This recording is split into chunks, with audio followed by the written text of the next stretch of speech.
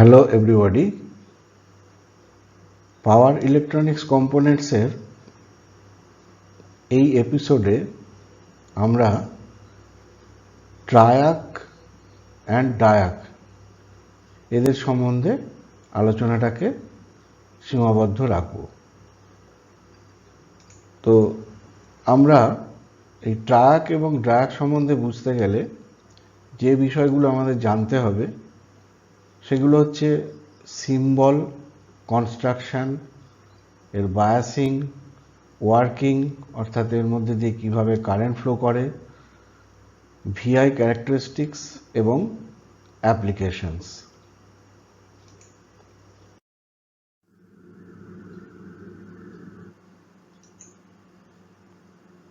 Triac কথাটার পুরো অর্থ হলো ট্রায়োড ইন এসি। ট্রাই কথাটার মানে হচ্ছে তিন, আর ওডি বলতে ইলেকট্রোড। এটাকে শর্টকাট করে ট্রায়োড বলছে, অর্থাৎ তিনটে ইলেকট্রোড বা তিনটে টার্মিনাল এর মধ্যে রয়েছে এবং এটা নাকি এসির মধ্যে অর্থাৎ এসি সার্কিটে ব্যবহৃত হয়। তো এবারে আমরা যেমন আগে জেনেছি যে এসসিআর এর ক্ষেত্রে যেমন একমুখী অর্থাৎ ইউনিডাইরেকশনাল ডিভাইস এসসিআর, কিন্তু এটা হচ্ছে বাই ডিরেকশনাল ডিভাইস, অর্থাৎ এই ট্রায়াকের মধ্যে দিয়ে উভয় ডাইরেকশানেই কারেন্ট ফ্লো করতে পারে। তো প্রথমে আমরা দেখে নেব এর সিম্বলটা কীরকম। তো সিম্বল যেমন দেখা যাচ্ছে যে তিনটে টার্মিনাল, এবং এই তিনটে টার্মিনালের মধ্যে একটা A1 বলা হচ্ছে, অর্থাৎ অ্যানোড 1, অ্যানোড 2 এবং গেট। তো এই সিম্বলটা থেকে আমরা আরেকটা জিনিস দেখতে পাচ্ছি, যেমন এইখানেতে এসসিআর ইনভার্স প্যারালাল কানেক্টেড অবস্থায় রয়েছে মনে হচ্ছে, এবং গেট টার্মিনাল দুটোকে কমন করে একটা কমন টার্মিনাল বার করা হয়েছে গেট। তা প্র্যাকটিক্যালি তাই দুটো ইনভার্স প্যারালাল কানেক্টেড এসসিআরকে আমরা যদি তাদের গেট টার্মিনালকে একত্রিত করে একটা টার্মিনালে পরিণত করি, তাহলে তিনটে টার্মিনালই হচ্ছে এই ডিভাইসের ক্ষেত্রে। তো যার জন্য ক্যাথোডের কনসেপ্টটা এখানে থাকছে না, অ্যানোড 1, অ্যানোড 2 এবং গেট। কোনো কোনো ক্ষেত্রে এটাকে MT1 এবং এটাকে MT2ও বলা হয়ে থাকে। তো এবারে আমরা দেখে নেব এর কনস্ট্রাকশন। তো কনস্ট্রাকশনটা আমরা একটু ভালো করে বুঝে নিই। এখানে যেমন দেখা যাচ্ছে চারটে এন টাইপের লেয়ার আছে, যেমন N1, N2, N3 এবং N4। তো এখানে মাঝখানের যে N1 লেয়ারটা, সেটা যদিও কালারটা একটু ডিফারেন্ট হয়ে গেছে। তো এখানে আরেকটা মিনিংও আছে যে N4 এবং N2 এরা প্র্যাকটিক্যালি হেভিলি ডোপড রিজিয়ন। এই অ্যানোড 1 এবং অ্যানোড 2 রিজিয়নের সঙ্গে যুক্ত যে N4 এবং N2 এরা কিন্তু হেভিলি ডোপড রিজিয়ন। কম্পারেটিভলি গেটটা কম্পারেটিভলি লাইটার, মানে লাইটলি ডোপড। তো যার জন্য এখানে কালারটা একটু ডিফারেন্স রাখা হয়েছে। তো যাই হোক, এর মধ্যে দিয়ে আমরা দেখতে চেষ্টা করব যে কিভাবে বাই ডিরেকশনাল ডিভাইস, যেমন বলেছি, উভয় দিক দিয়ে কারেন্ট ফ্লো হতে পারে, অর্থাৎ A1 থেকে শুরু করে এই ডাইরেকশানে, A2 এই ডাইরেকশানে কারেন্ট ফ্লো, আরেকটা হচ্ছে A2 দিক থেকে শুরু করে A1 হচ্ছে এই ডাইরেকশানে কারেন্ট ফ্লোটা। তো সেটা কিভাবে সম্ভব সেটা আমরা দেখে নিই। যেমন আমরা দেখতে পাচ্ছি যে এখানে আমরা তার আগে একটা কাজ করি, একটা বায়াসিংয়ের ব্যবস্থা করি, তবে ব্যাপারটা বুঝতে আমাদের একটু সুবিধে হবে। তো আমরা যদি এই টার্মিনাল থেকে শুরু করে এইভাবে নিয়ে আমরা যদি একে বায়াসিং করি, এদিকে হচ্ছে পজিটিভ আর এদিকে নেগেটিভ করলাম। আবার গেট আর অ্যানোড 1 এর মধ্যে আমরা একটা বায়াসিং অ্যাপ্লাই করব, যেখানেতে প্রথমে গেটকে আমরা পজিটিভ দেব উইথ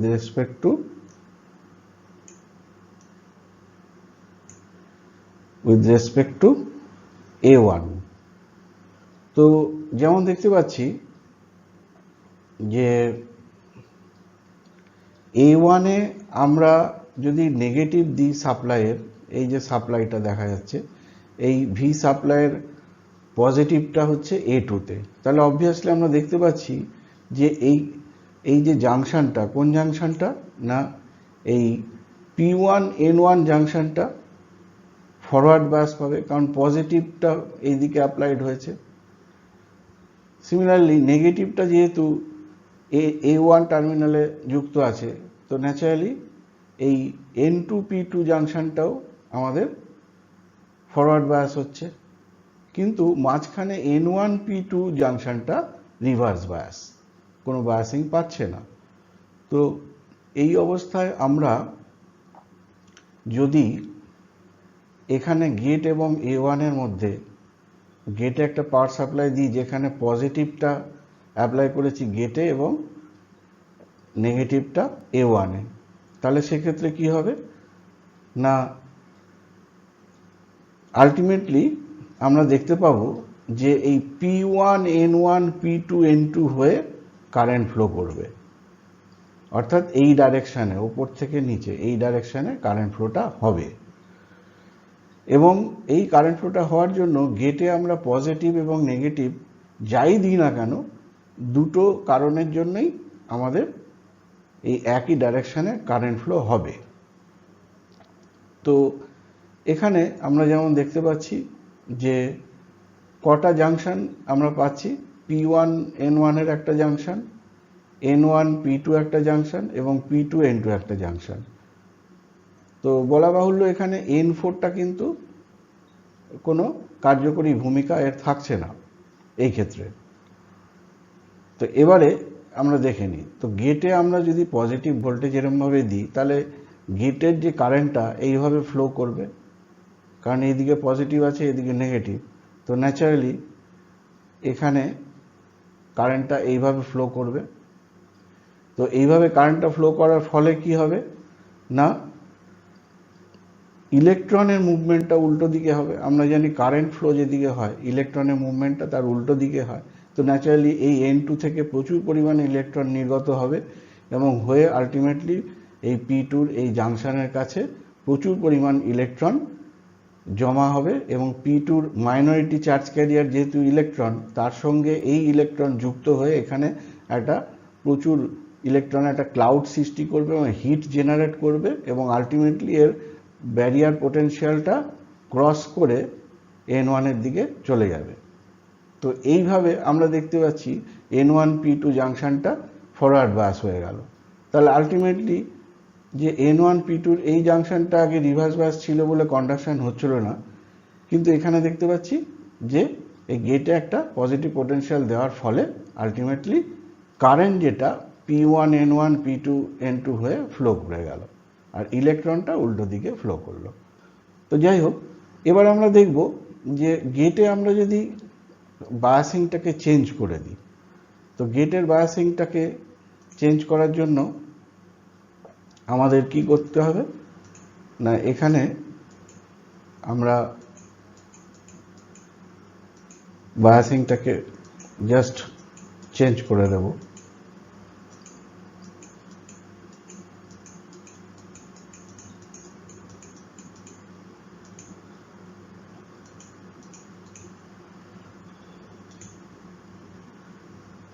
আমরা যদি গেটের বায়াসিংটাকে উল্টো করে দিই, অর্থাৎ এবারে N1টা পজিটিভ হয়ে গেল আর গেটটা নেগেটিভ হয়ে গেল, সেই ক্ষেত্রে কি হবে, সেই ক্ষেত্রে আমাদের এই কারেন্ট ফ্লোর যে ডাইরেকশনটা মানে গেট কারেন্টটা এই ডাইরেকশনে ফ্লো হবে, গেট কারেন্টটা আমাদের এই ডাইরেকশনে ফ্লো হবে, অর্থাৎ এই দিক থেকে এইদিকে গেট কারেন্টটা ফ্লো হবে। তার ফলে কি হবে না এই P2-র মধ্যে আমাদের প্রচুর পরিমাণে, যেহেতু গেট কারেন্টটা এদিকে ফ্লো করছে, ন্যাচারালি ইলেকট্রনটা এদিক থেকে ফ্লো করবে উল্টো দিকে। তো এখানে এখন দেখা যাচ্ছে N3 থেকে ইলেকট্রন নির্গত হবে প্রচুর পরিমাণে হয়ে, তারপরে এইখানে ইলেকট্রন এই P2 রিজিয়নে যে ইলেকট্রন আছে তার সঙ্গে যুক্ত হয়ে একটা প্রচুর পরিমাণে একটা ইলেকট্রন ক্লাউড সৃষ্টি করবে, এবং সেই ইলেকট্রন ক্লাউডটা হিট জেনারেট করবে এবং আলটিমেটলি ওই হিটের জন্য কাইনেটিক এনার্জি বেড়ে যায় এই ইলেকট্রনের। তো এই যে N1P2 জাংশনটা তখন তাহলে ক্রস করে উপর দিকে চলে যাবে। তো ন্যাচারালি উভয় ক্ষেত্রেই তাহলে আমরা দেখতে পেলাম যে এই N1P2 জাংশনটা রিভার্স বায়াস ছিল, সেটা ফরওয়ার্ড বায়াস হয়ে গিয়ে কারেন্ট কন্ডাকশনটা শুরু হলো, এবং আমাদের যে কনভেনশনাল কারেন্টের ডাইরেকশন সেটা কিন্তু আমাদের উল্টো দিকে, অর্থাৎ P1N1 P2N2 হয়েই ফ্লো করছে। তো এই হলো একটা ডাইরেকশনে এর কারেন্ট ফ্লো। এইবারে আমরা যদি ভাবি উল্টো কেসটা, অর্থাৎ কোন কেসটা না যখন আমরা এখানকার পাওয়ার সাপ্লাইটাকে উল্টে দেব তখন কি হবে। পাওয়ার সাপ্লাইটা যদি আমরা উল্টে দিই তখন কি হবে সেটা আমরা একটু দেখে নেব। অর্থাৎ আগে উপরে পজিটিভ ছিল, এখন উপরে নেগেটিভ, আর A1 পজিটিভ হলো। তো এখানে নেগেটিভ আর এখানে হচ্ছে পজিটিভ কাজ করছে।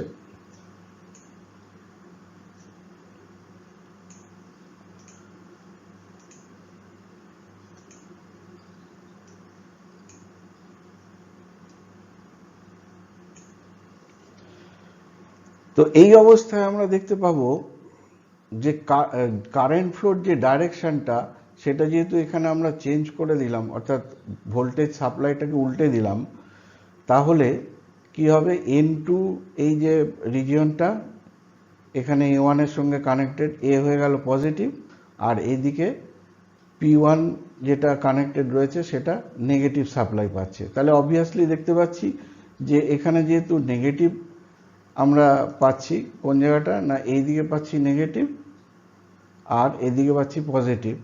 তো এখানে আমাদের N2P2 জাংশনটা আমাদের হয়ে যাচ্ছে রিভার্স বায়াস। সিমিলারলি আমরা দেখতে পাচ্ছি এদিকেও যে P1N1 জাংশনটা রিভার্স বায়াস হয়ে যাচ্ছে, কিন্তু মাঝখানে N1P2 জাংশনটা ফরওয়ার্ড বায়াস হতে পারে। তো এইভাবে আমরা যদি পাওয়ার সাপ্লাই দিই এবং গেটের যে সাপ্লাইটা আমরা দুভাবে দিতে পারি, আগেই দেখেছি যে এইভাবে দিতে পারি যেখানে A1 পজিটিভ এবং গেট নেগেটিভ, আর আরেকটা রকম কি হতে পারে না গেট পজিটিভ এবং A1 negative.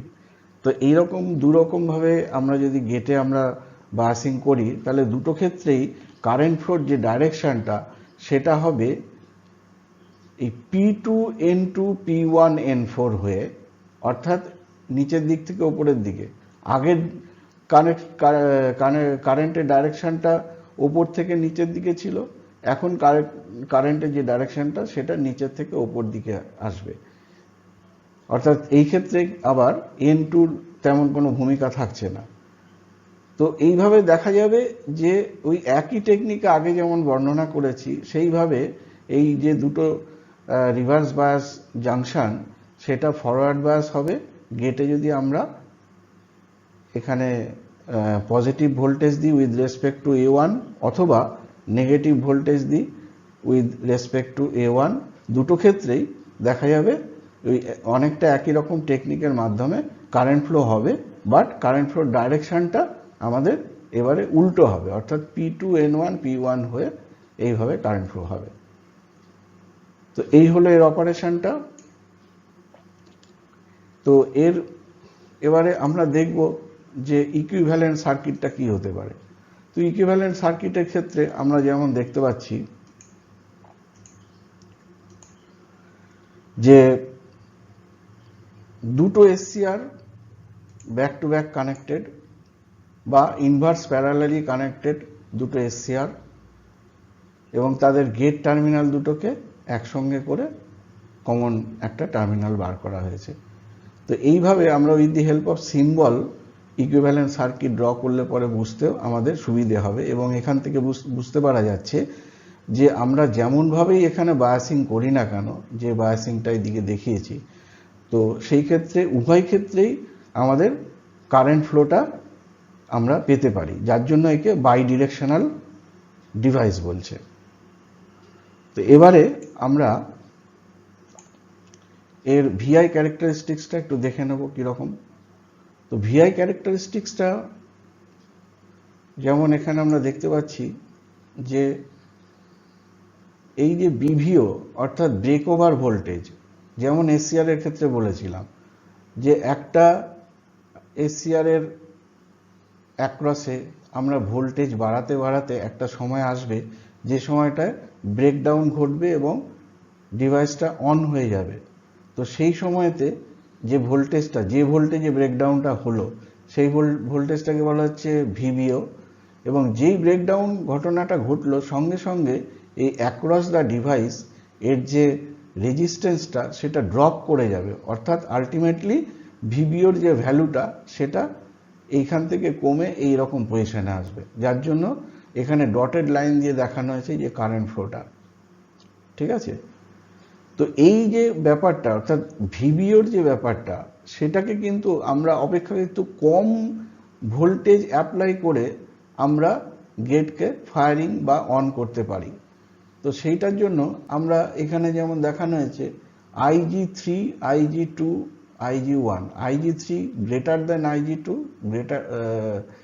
Greater than IG1, অর্থাৎ more and more gate current আমরা অ্যাপ্লাই করলে তাহলে অপেক্ষাকৃত কম ফরওয়ার্ড ব্যাকওয়ার্ড ভোল্টেজেই এই এসসিআরকে ফায়ারিং করা যাবে, এবং আমরা যত গেটে কম কারেন্ট দিয়ে এই ডিভাইসকে অন করার চেষ্টা করব ফরওয়ার্ড ব্যাকওয়ার্ড ভোল্টেজটা ক্রমশ বেড়ে যাবে।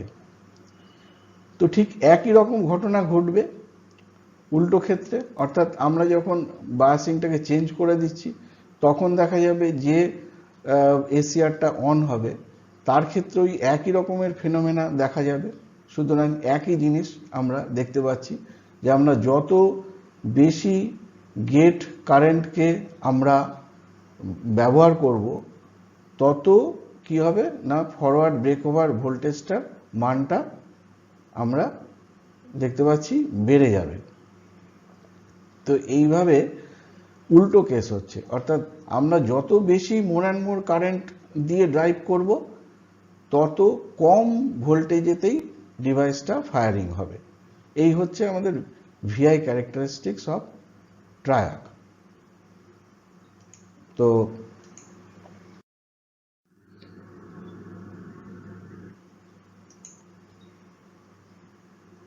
এবার আমরা দেখে নেব সাম অ্যাপ্লিকেশনস অফ ট্রায়াক। ট্রায়াকের কিছু গুরুত্বপূর্ণ অ্যাপ্লিকেশনস, যেমন লাইট কন্ট্রোল করার জন্য আমরা ট্রায়াককে ব্যবহার করতে পারি, মোটরের স্পিড কন্ট্রোল করার জন্য ব্যবহার করা যেতে পারে, স্ট্যাটিক সুইচ হিসেবেও ব্যবহার করা যেতে পারে। এই জিনিসগুলো অনেকটা এসসিআরেরই মতন কমন অ্যাপ্লিকেশান, আগেই আলোচনা করেছি আমি এসসিআর পার্টে।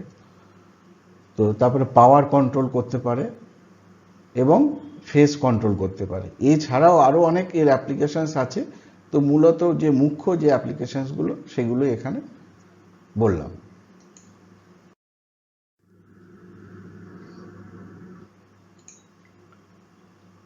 ডায়াক, এবারে আমরা ডায়াক সম্বন্ধে একটু আলোচনা করব। ডায়াকের পুরো কথাটা হলো ডায়োড ইন এসি, অর্থাৎ di electrode in AC. Di electrode মানে এর দুটো ইলেকট্রোড বা দুটো টার্মিনাল আছে এবং এসি সার্কিটে এটা ব্যবহার হয়। তো এই ডায়োড কিন্তু উভয়মুখী কারেন্ট এর মধ্যে দিয়ে কারেন্ট ফ্লো হতে পারে, যার জন্য একে আমরা বাই ডিরেকশনাল ডিভাইস বলতে পারি। তো এর সিম্বলটা আমরা একটু দেখে নেব। সিম্বলটা যেমন দেখা যাচ্ছে যে দুটো টার্মিনাল, এবং এখানে গেট টার্মিনালটা নেই, MT1 এবং MT2 এই দুটোই টার্মিনাল হতে পারে, বা আমরা অনেক সময় একে A1 এবং A2 বলতে পারি। তো এখানে যেমন দেখা যাচ্ছে ইনভার্স প্যারালাল দুটো ডায়োডের মতো কানেকশন এখানে দেখা যাচ্ছে। তো এবারে আমরা এর কনস্ট্রাকশন সম্বন্ধে একটু দেখে নেব। তো কনস্ট্রাকশনটা আমরা যদি দেখি তাহলে বুঝতে পারছি যে এখানে আমাদের N1, P1, N2, P2, N3 অর্থাৎ এই পাঁচটা সেমিকন্ডাক্টর লেয়ার এর মধ্যে রয়েছে, এবং এখানে N1, P1 জাংশনটার সঙ্গে বা N1, P1 রিজনটার সঙ্গে মেটালিক কন্ট্যাক্টটা রয়েছে এদিকে। সিমিলারলি এদিকেও তাই, N3 এবং P2 এই দুটো যে রিজন আছে এই দুটো রিজনের সঙ্গে এই মেটালিক কন্ট্যাক্টটা যুক্ত। তো আমরা এবারে এর বায়াসিংটা একটু দেখে নেব, কীরকমভাবে আমরা করতে পারি বায়াসিং।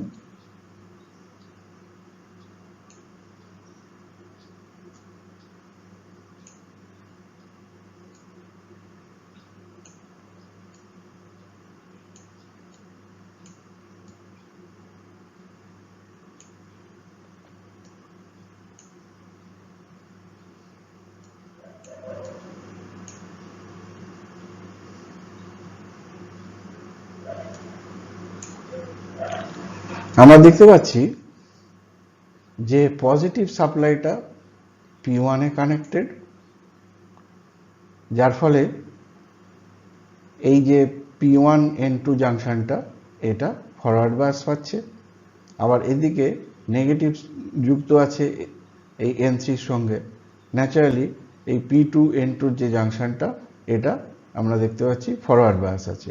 তো মাঝখানে N2 P2 জাংশনটা এটা কিন্তু রিভার্স বায়াস আছে, অর্থাৎ একমাত্র এই N2 P2 জাংশনটাকে আমরা যদি ফরওয়ার্ড বায়াস করে দিতে পারি তবেই এই ডিভাইসের মধ্যে দিয়ে এই P1 N1 P2 N3 হয়ে কারেন্ট ফ্লো করবে। তো আমরা এখানে যেমন দেখতে পাচ্ছি যে এই যে ভি ভোল্টেজটা এখানে ব্যবহার করা হয়েছে, এই ভি ভোল্টেজটা আমরা যদি ক্রমশ বাড়িয়ে যাই একটা সার্টেন স্টেজ আসবে যখন নাকি N2 এবং P2 রিজিয়নের যে মাইনরিটি চার্জ ক্যারিয়ার তাদের জন্য ওই ভোল্টেজটা ফরওয়ার্ড বায়াস হয়ে যাবে। কারণ N2 রিজিয়নে হচ্ছে হোল আছে পজিটিভ চার্জ, তার জন্য এখানে এ মাইনরিটি চার্জ ক্যারিয়ারের জন্য ফরওয়ার্ড বায়াস হয়ে যাচ্ছে। আর P2 রিজিয়নেও নেগেটিভ চার্জ যখন আসছে, নেগেটিভ টার্মিনালটা কানেক্টেড আছে, তো P2 রিজিয়নে যে মাইনরিটি চার্জ ক্যারিয়ার ইলেকট্রন তার জন্য এটা ফরওয়ার্ড বায়াস। তো ন্যাচারালি ওই পার্টিকুলার ভোল্টেজ বাড়াতে বাড়াতে একটা ভোল্টেজ আসবে যখন নাকি এদের মাইনরিটি চার্জ ক্যারিয়ার প্রচণ্ড কাইনেটিক এনার্জি গেইন করবে এবং ক্রস ওভার করে যাবে, অর্থাৎ এর জাংশনটা তখন ফরওয়ার্ড বায়াস হয়ে যাবে। এইভাবে এই ডিভাইসের মধ্যে দিয়ে তখন current ফ্লোটা P1 N2 P2 N3 হয়ে মানে প্রবাহিত হবে।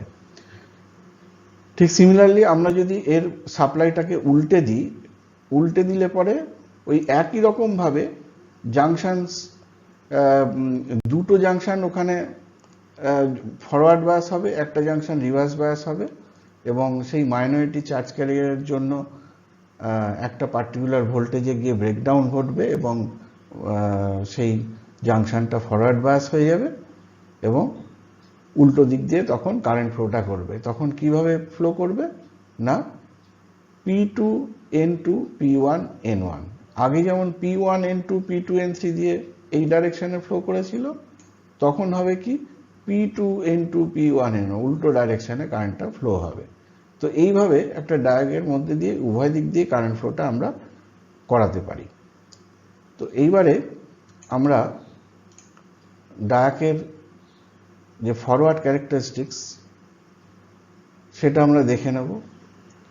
ফরওয়ার্ড ক্যারেক্টারিস্টিক্সের ক্ষেত্রে যেমন দেখা যাচ্ছে একটা পার্টিকুলার ভোল্টেজ আসছে VBRO, সেই পার্টিকুলার ভোল্টেজেতে গিয়েই এই ডিভাইসটা ফায়ারিং হচ্ছে বা অন হচ্ছে।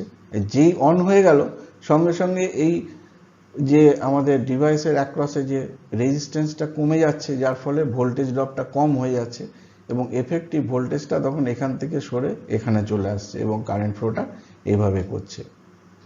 তো সিমিলারলি আমরা যদি এইখানে পোলারিটিটাকে আমরা রিভার্স করে দিই তাহলে সেই একই রকমের ঘটনা ঘটবে। এবার যেহেতু রিভার্স বায়াস দিচ্ছি সেই জন্য ডাইরেকশনটা এইদিকে দেখানো হয়েছে, অর্থাৎ রিভার্স ব্রেক ওভার ভোল্টেজ যখনই রিচ করবে তখনই ডিভাইসের মধ্যে দিয়ে কারেন্ট ফ্লো করবে। যেই কারেন্ট ফ্লোটা শুরু হয়ে যাবে সঙ্গে সঙ্গে চ্যানেলের রেজিস্ট্যান্সটা কমে গিয়ে এফেক্টিভ যে voltage drop across the channel কমে যাবে এবং কমে গিয়ে তারপরে এখানে কারেন্ট ফ্লোটা এইভাবে হতে থাকবে।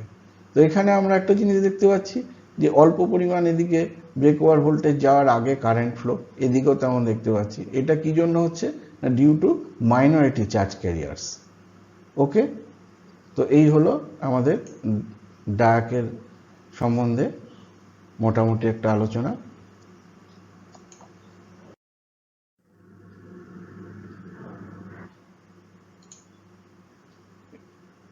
ডায়াকের অ্যাপ্লিকেশন কি হতে পারে? ডায়াকের অ্যাপ্লিকেশন হচ্ছে basically it is used in AC circuits to trigger a triac. একটা ট্রায়াককে ট্রিগার করার জন্য এই ডায়াককে ব্যবহার করা হয় মূলত, আর তেমন কোনো ব্যবহার সেরকম কিছু বিশেষ এর নেই।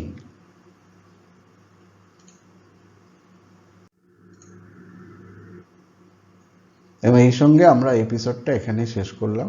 Thank you.